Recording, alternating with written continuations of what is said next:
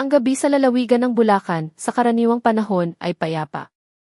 Ang malamig na simoy ng hangin mula sa ilog angat ay lumilikha ng maliliit na alon sa tubig. Ang lumang tulay na kahoy na nag-uugnay sa mga barangay ay nakahimlay sa dilim na parang isang dambuhalang serpiente. Maliban sa huni ng mga kuliglig at ibong gabi, ang buong paligid ay tahimik. Ngunit ngayong gabi, ang katahimikang iyon ay may dalang nakakadyakilabot na kahulugan. Sa gilid ng ilog, sa pagitan ng mga kumpol ng talahib at water hyacinth, may masangsang na amoy na sumasama sa hangin. Hindi ito amoy ng karaniwang patay na hayop. Ito ay pinaghalong amoy ng kalawang na galing sa dugo at isang bagay na maasim na parang binuro.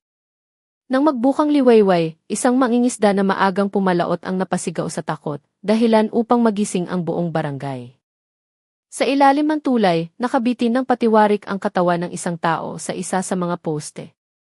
Sa malayo, mukha itong isang pari dahil sa suot na puting sutana, kasok, na sumasayaw sa hangin. Ngunit nang lapitan, lahat ng nakakita ay nanginig sa takot. Maayos ang pagkakasuot ng sutana sa bangkay, ngunit ang liig nito ay nakabitin sa isang kadenang bakal. Ang pinakamasahol pa, ang buong katawan ng bangkay ay namumutla na parang wala ni isang patak ng dugo na natira. Walang bahid ng dugo sa tubig sa ilalim ng tulay.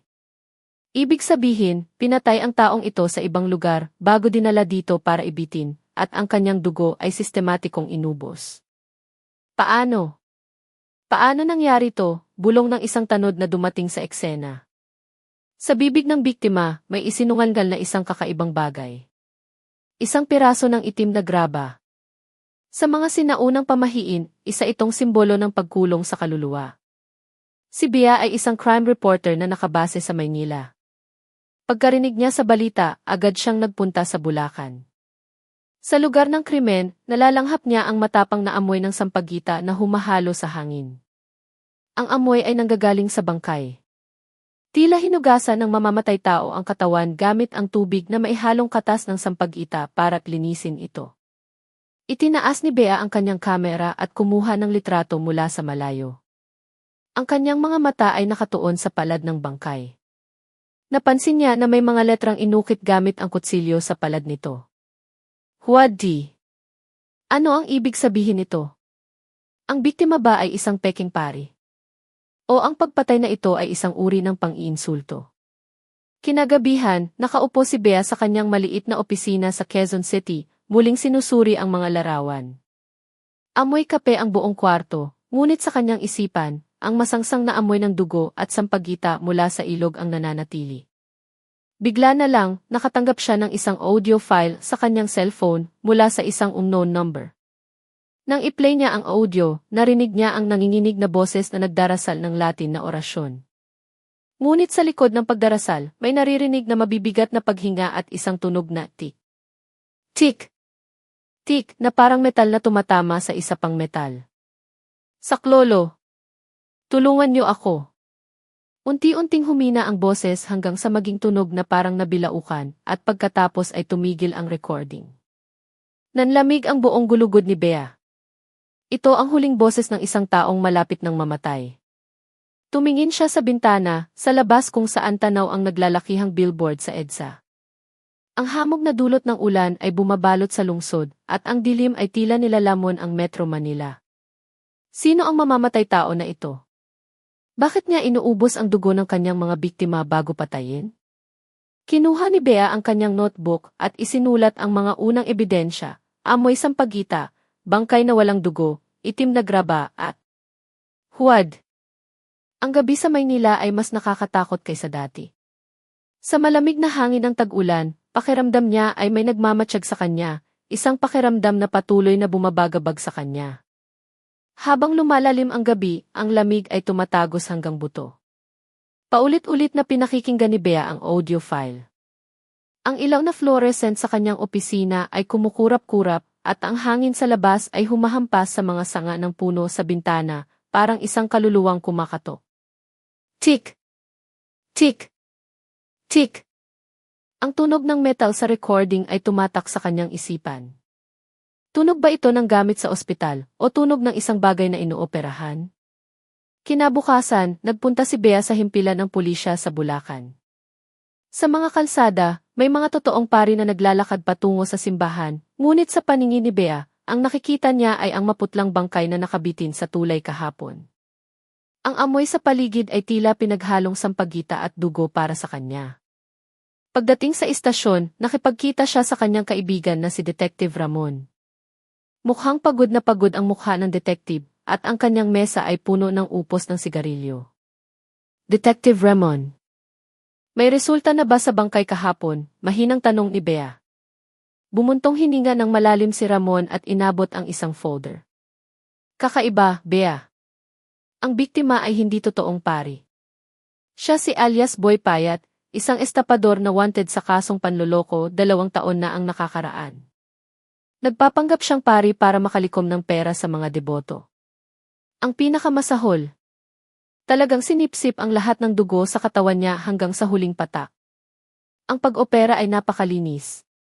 Gawa ng isang propesyonal, parang isang doktor. Kumabog ang dibdib ni Bea. Bakit kailangang kunin ang dugo? Iyan din ang hindi namin maisip. At may nakita kaming marka ng turok sa lig niya. Palagay namin, isang klase ng gamot yon na nagpaparalisa sa vocal cords. Kaya nung pinapatay siya, hindi siya makasigaw. Ipinarinig ni Bea kay Detective Ramon ang audio file sa kanyang cellphone. Mas lalong sumama ang mukha ng detective pagkatapos mapakinggan ito.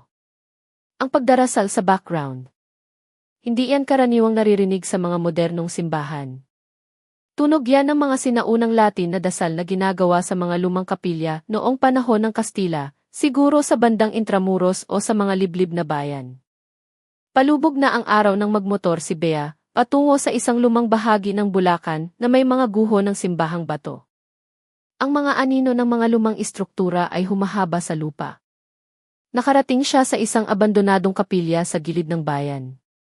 Walang tao sa lugar at balot ito ng mga baging at talahib. Pagpasok niya sa loob, naamoy niya ang alikabok na may halong amoy ng nabubulok na hayop. Binuksan ni Bea ang kanyang flashlight at pumasok sa dilim. Umaalingaw-ngaw ang kanyang mga yabag sa baton isahig. Bigla, may nasipa ang kanyang paa. Nang itutok niya ang flashlight. Isang lumang sutana ng pari.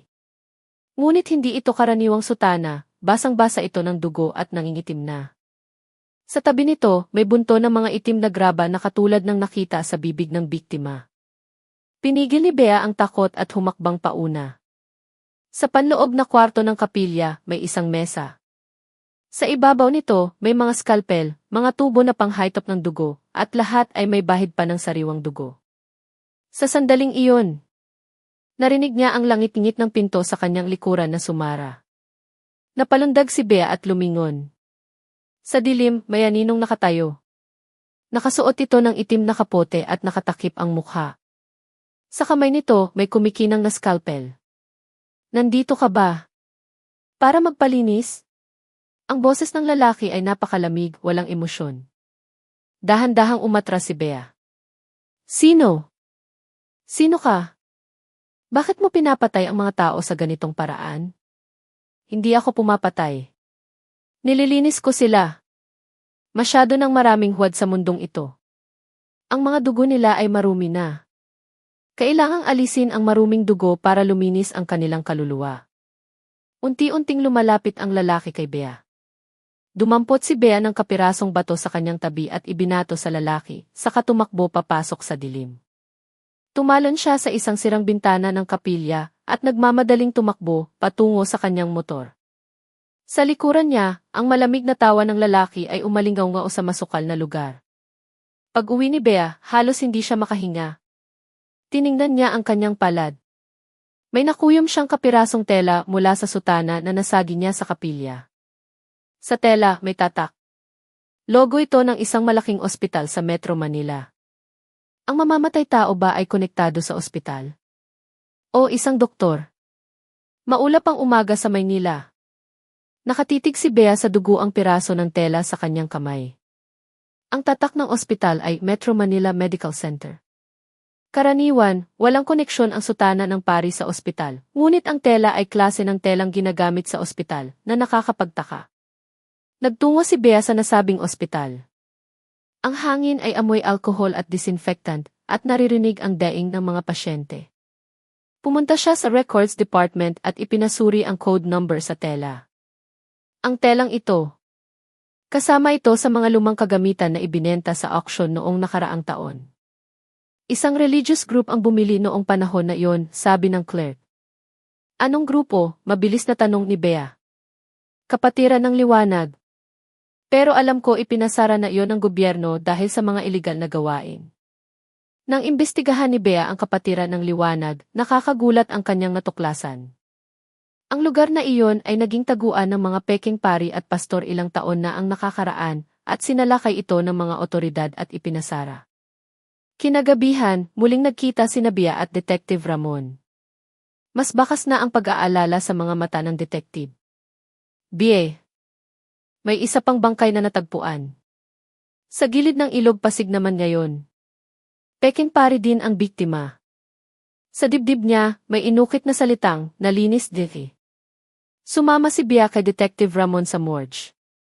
Ang malamig na hangin at amoy ng formalin ay masakit sa ilong. Ang bangkay sa mesa ay katulad ng una, namumutla at walang kahit isang patak ng dugo. Detective Ramon. Bakit mga peking pari lang ang pinipili niyang patayin? Tanong ni Bea. Palagay ko, iniisip niyang siya ay isang anghel de la guardia na naglilinis ng mga basura sa relihiyon. Pero ang ganitong paraan ng pag-ubos ng dugo. Gawa to ng isang baliw.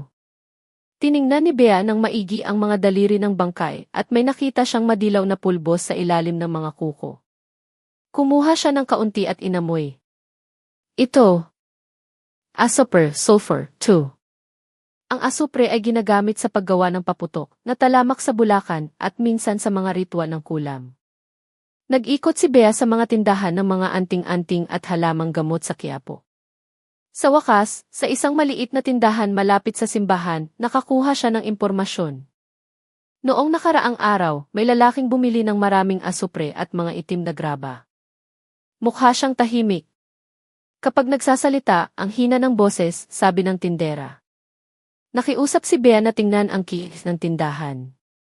Ang lalaking nakita sa kamera ay nakasuot ng itim na jacket at sombrero, kaya hindi makita ang mukha.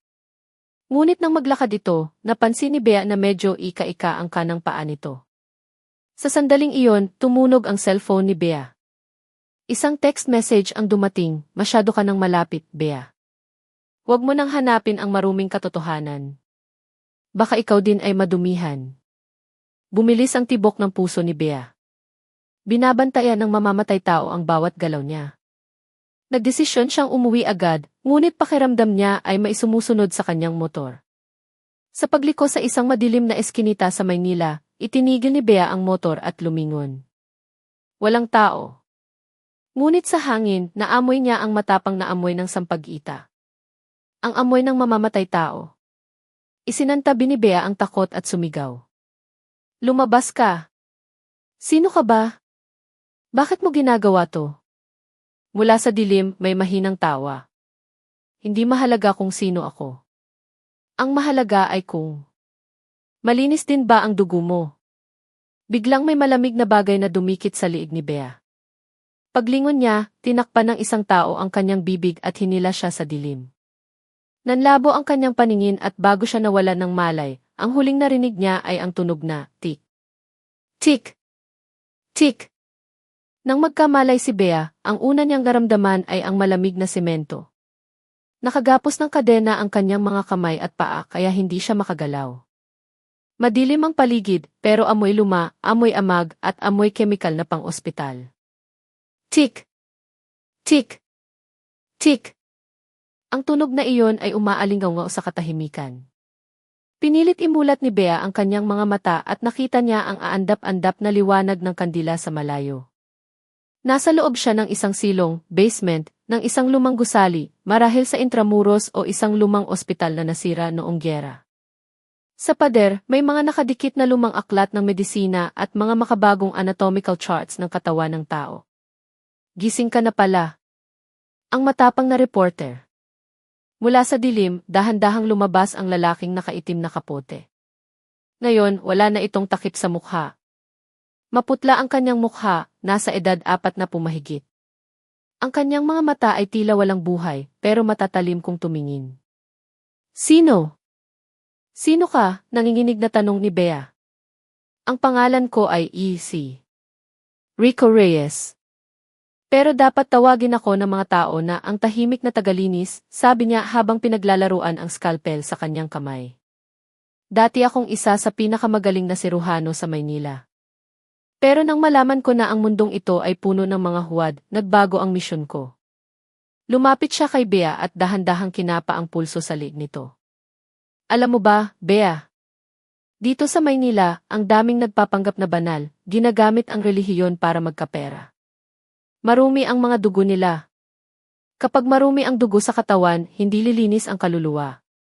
Kaya inaalis ko ang dugo nila at pinapalitan ng mga graba. Ang graba ay hindi nabubulok. Mananatili itong matigas magpakailanman. Naduduwal si Bea sa naririnig. Hindi ito simpleng pagpatay, kundi paniniwala ng isang baliw na doktor. Kung ganoon, anong ginagawa mo sa mga dugong kinukuha mo? Ngumiti si E.C. Reyes. Nakakatakot ang ngiti niya sa ilalim ng liwanag ng kandila. Ang dugo ay buhay. Nililinis ko ang mga dugong to at ibinebenta sa mga taong karapat-dapat na mabuhay. Isa itong kawanggawa. Binuksan niya ang isang malaking freezer sa sulok. Sa loob, nakita ni Bea ang maraming bag ng dugo na maayos na nakasalansan. Nanlamig si Bea. Hindi lang ito pagpatay, isa itong malaking sindikato ng black market ng dugo at organo. Biglang may narinig na tahol ng mga aso at yabag ng mga tao sa itaas. Posibleng sina Detective Ramon at mga pulis iyon. Kumunot ang noo ni E.C. Reyes at mabilis na binusalan ang bibig ni Bea ng tela. Wala nang oras para patayin ka dito. Pero ikaw ang magiging pinakamahalaga kong produkto.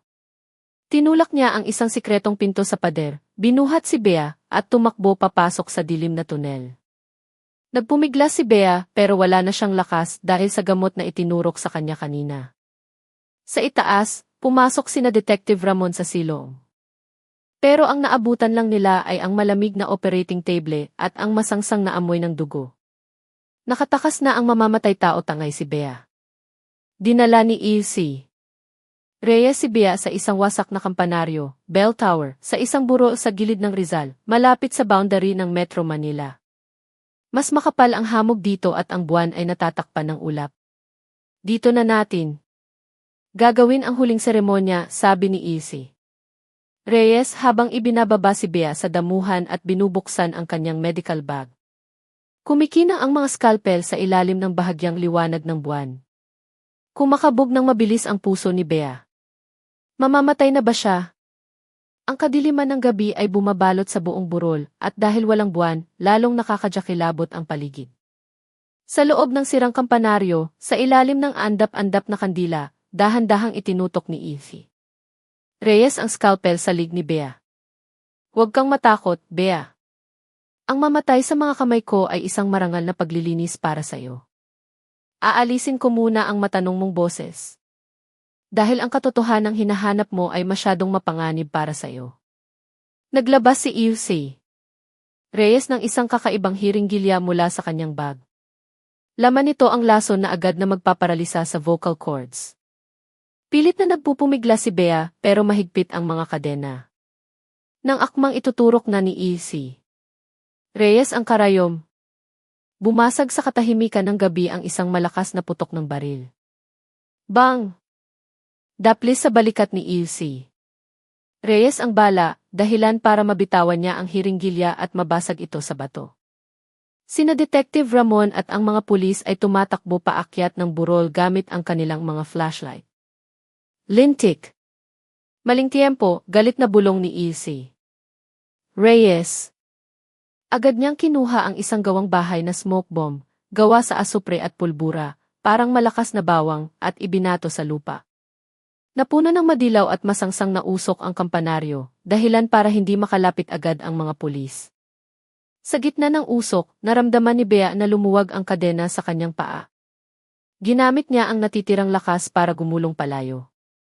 Sinubukan siyang habulin ni E.C. Reyes pero dahil malapit na ang mga yabag ng pulis, tumalon ang doktor sa sirang bintana ng kampanaryo at ika-ikang tumakbo papasok sa matataas na talahib. Bie! Ayos ka lang ba? Tumatakbong lumapit si Detective Ramon at kinalagan siya. Inuubo si Bea dahil sa usok, pero itinuro niya ang direksyon ng talahiban. Sundan niyo siya. Siya si U.C. Rico Reyes. Hindi lang siya pumapatay.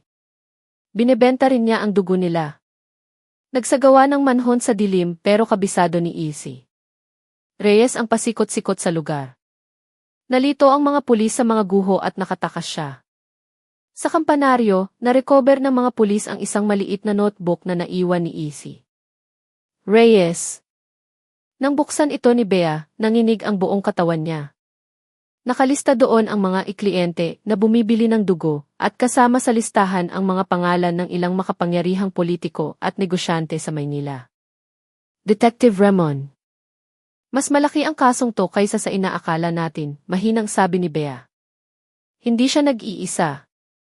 May malaking sindikato sa likod niya. Sa isang malayong burol, pinapanood ni E.C. Reyes ang mga ilaw ng sasakyan ng pulis habang nakangiting malademonyo. Sisimulan na niya ang isang mas nakakatakot na plano para mabawi ang listahan na nasa kamay ni Bea. Isang maulan na gabi sa Maynila, napakalamig ng hangin. Nakaupo si Bea sa kanyang apartment, nakatitig sa notebook ni E.C. Reyes. Ang amoy ng sampagita ay tila nakadikit pa rin sa kanyang ilong, na parang minumulto siya nito. Ayon sa notebook, si U.C. Rico Reyes ay dating nangungunang siruhano 10 taon na ang nakakaraan. Nagbago ang buhay niya nang mamatay ang kanyang nag-iisang anak na babae dahil sa leukemia. Noong panahong iyon, desperado silang naghanap ng bihirang tipo ng dugo para sa anak niya, pero itinago ng ilang corrupt na opisyal ng blood bank at mayayamang tao ang supply para sa sarili nila. Namatay ang anak niya sa kanyang mga bisig nang hindi nasasalina ng dugo. Mula noon, nabaliw na siya, bulong ni Bea. Simula noon, hinati ni E.C. Reyes ang dugo sa malinis at marumi. Ang mga taong gumagamit sa relihiyon para manloko o mga taong masama ang ugali ay tinuturing niyang may maruming dugo at kailangan itong alisin sa pamamagitan ng kanyang kiritwa ng paglilinis. Nang makita ni Bea ang sarili niyang pangalan sa huling pahina ng notebook, halos tumigil ang tibok ng puso niya. Bea ang naghahanap ng katotohanan. Napakahalaga ng kanyang dugo. Hindi siya dapat mamatay, kundi manatiling buhay bilang permanenteng saksi at pagkukunan. Biglang, kumurap ang ilaw sa labas ng apartment ni Bea. Dumilim ang paligid at mula sa ilalim ng pinto, pumasok ang matapang na amoy ng sampagita. Tik! Tik! Tik! Binunot agad ni Bea ang kanyang baril, pero may pumasok na usok sa bintana. Ito yung pampatulog na usok na naunoy niya sa kampanaryo. Sinubukan ni Bea na takpan ang bibig niya pero nanlabo ang kanyang paningin at bumagsak siya sa sahig. Mula sa dilim, ika-ikang lumabas si E.C. Reyes. Walang pagsisisi sa mukha niya, kundi isang mapayapang ngiti. Bea. Nakita mo ang mga anino ng nakaraan ko. Pero ngayon, mananatili ka na sa mga aninong iyon magpakailanman. Binuhat niya si Bea at muling nawala sa dilim. Sa pagkakataong ito, hindi sa labas ng lungsod, kundi sa silong ng isang lumang gusali sa gitna ng abalang Maynila, sa bandang Escolta. Ang lugar na iyon ay dating imbakan noong panahon ng mga Amerikano, pero ngayon ay isa ng lihim na blood bank ni E.C. Reyes. Sa loob ng kwarto, maraming tao ang walang malay, nakakabit sa mga dextrose habang dahan-dahang sinisipsip ang kanilang dugo. Nang magkamalay si Bea, nakatali siya sa isang kama. Inihahanda ni E.C. Reyes ang tubo na ikakabit sa braso niya para kunin ang dugo niya. Hindi ko ubusin ang dugo mo sa isang kuhanan lang, Bea. Araw-araw.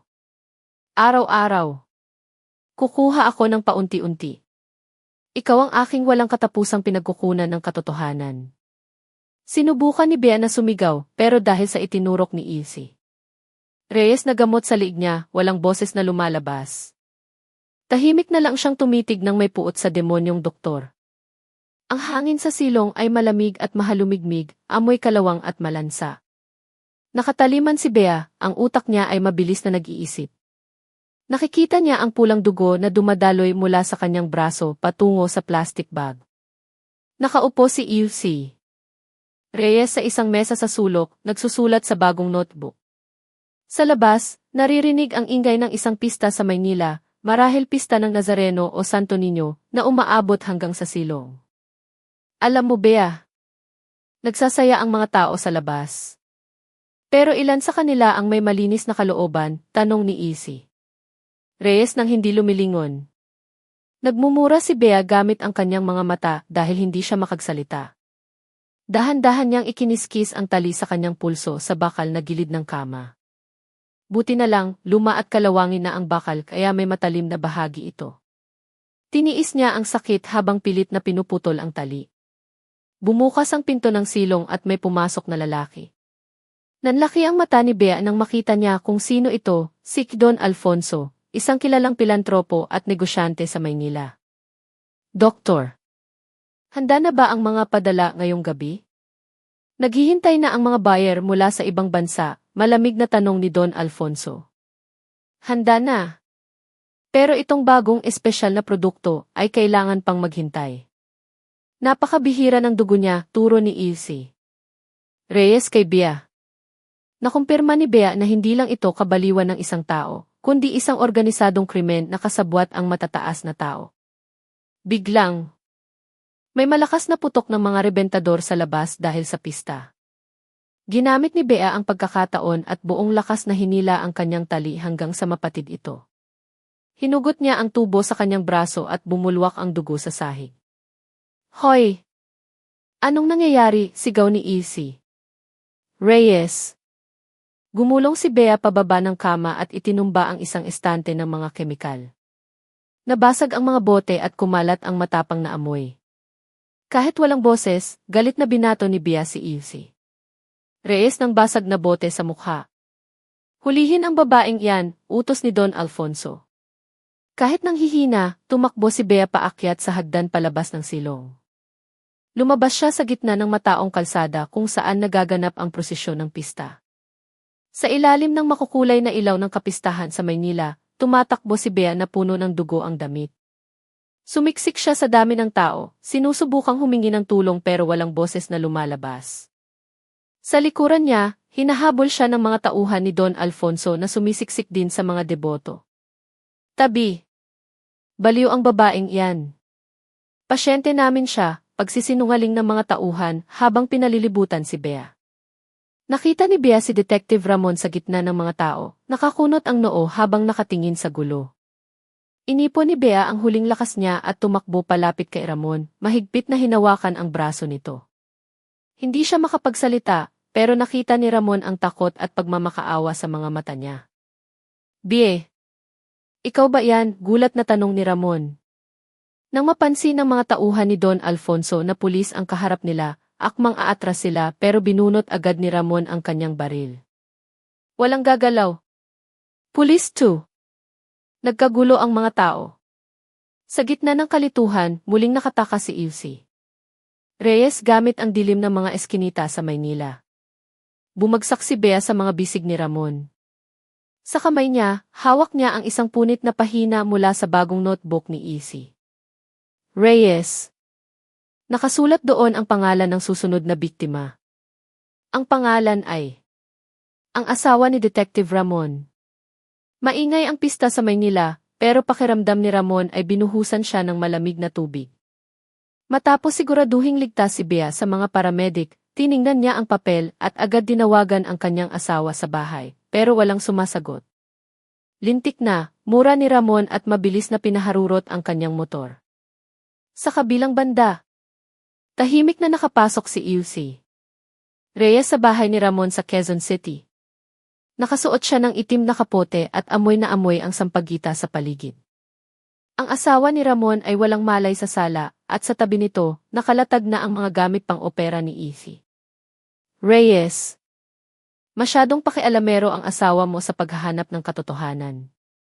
Kaya tuturuan ko siya ng leksyon gamit ang malinis mong dugo, bulong ni Isi Reyes. Nang dumating si Ramon, bahagyang nakabukas ang pinto ng bahay. Inihanda niya ang baril at pumasok. Patay ang lahat ng ilaw, tanging kandila lang ang nagbibigay liwanag. Sa gitna ng sala, naghihintay si Ilse. Reyes, nakatutok ang scalpel sa liig ng asawa ni Ramon. Ibaba mo ang baril, detective. Kung ayaw mong ang asawa mo ang susunod kong lilinisin, napakalamig ng boses ni Ilse. Reyes. Nanginginig sa galit si Ramon pero dahan-dahan niyang ibinaba ang baril. Mamamatay tao ka, Reyes. Kung gusto mong ipaghiganti ang anak mo, ako ang patayin mo. Huwag mong idamay ang mga walang kasalanan. Tumawa si Ilse. Reyes. Nakakadyakilabot ang tawa niya na parang demonyo. Walang kasalanan? Sino ang walang kasalanan sa mundong to? Kayo ring mga pulis. Nasaan kayo nung naghihingalo ang anak ko? Lahat kayo, marumi ang dugo. Sa sandaling iyon, dumating si Bea sa likuran ni Ramon kahit nanghihina pa. Hindi siya makapagsalita pero naglabas siya ng isang maliit na paputok, bawang, mula sa bulsa niya at ibinato kay Ilse. Reyes. Boom! Boom! Nasulaw si Ilse. Reyes sa liwanag at usok ng paputok. Sinamantala ni Ramon ang pagkakataon at damba sa doktor. Nagbuno ang dalawa sa sahig. Nahiwa ng scalpel ni Ilse. Reyes ang braso ni Ramon, pero hindi umuurong ang detective at sinuntok niya ng malakas sa mukha ang doktor. Gumapang si Bea at hinawakan ang paa ni Ilse. Reyes kahit nanghihina na siya. Ako ang tagalinis. Hindi ako magpapatalo, sigaw ni Reyes habang bumubunot ng pangalawang kutsilyo. Pero mas mabilis si Ramon. Binali niya ang pulso ng doktor at pinusasan ito sa bakal na paa ng sofa. Nagpupumigla si Ilse. Reyes pero hindi na siya makakawala. Talo ka na, Reyes, hingal na sabi ni Ramon. Napaupo si Bea sa sahig, nakasandal sa pader. Puno ng sakit at pagod ang mga mata niya, pero tapos na ang lahat. Ngunit nakangiti pa rin ng malamig si Ilse. Reyes. Hindi porke nahuli niyo ko ay tapos na, detective. Ang mga kliyente ko ay nasa matataas na posisyon sa Maynila. Hindi nila kayo bubuhayin. Tama ang sinabi ni Reyes. May narinig silang pagpreno ng mga sasakyan sa labas. Isang grupo ng armadong kalalakihan ang pumalibot sa bahay ni Ramon. Mga tauhan ito ni Don Alfonso para patayin sila. Malakas ang ulan at hangin sa labas, kumikidlat sa kalangitan. Ang mga headlight ng sasakyan ay tumatago sa bintana. Sinisubukan ng gibain ng mga armadong lalaki ang pinto. Detective. Ibigay niyo sa amin ang doktor. Kung hindi, papatayin namin kayong lahat, sigaw mula sa labas. Mahigpit na hinawakan ni Ramon ang baril at tumingin kay Bea. Hindi makapagsalita si Bea, pero ang mga mata niya ay nagsasabing huwag sumuko. Itinuro niya ang likod bahay na may sikretong lagusan papunta sa isang estero na konektado sa Ilog Pasig. Dito tayo dadaan. Isama natin ang doktor, utos ni Ramon. Hinila nila si Ilse. Reyes at tumakbo sa likod bahay papunta sa maputik na pampang ng estero. Ang lakas ng ulan ay nakakatulong magtago pero mahirap din kumilos. Amoy burak at basang lupa ang hangin. Sa likuran nila, palapit na ang mga flashlight ng mga goons. Tumatalbog ang mga bala sa pader at puno. Hindi kayo makakatakas, malamig pa ring sabi ni Ilse. Reyes habang ika-ikang sumusunod sa putikan. Ang Ilog Pasig ang magiging libingan nyo. Pagdating nila sa isang lumang pantalan sa estero, nakakita si Ramon ng isang bangkang demotor. Pero bago sila makasakay, pinalibutan na sila ng grupo ni Don Alfonso. Si Don Alfonso mismo ang nasa unahan, nakapayong at kalmado. Detective. Napakatiyaga mo talaga. Pero ang gabi sa Maynila ay amin, sabi ni Don Alfonso at senya sa mga tauhan. Nagkaroon ng matinding barilan. Gumanti ng putok si Ramon habang nagtatago. Kahit nanghihina, itinumba ni Bea ang mga drum ng gasolina sa pantalan at sinindihan ito. Isang malakas na pagsabog ang nagpalinaw sa buong paligid. Sa gitna ng kaguluhan, sinubukan ni Ilse. Reyes na tumakas. Sinaksak niya si Ramon sa balikat gamit ang isang nakatagong maliit na scalpel. Napasigaw si Ramon sa sakit pero nahawakan pa rin niya ang doktor.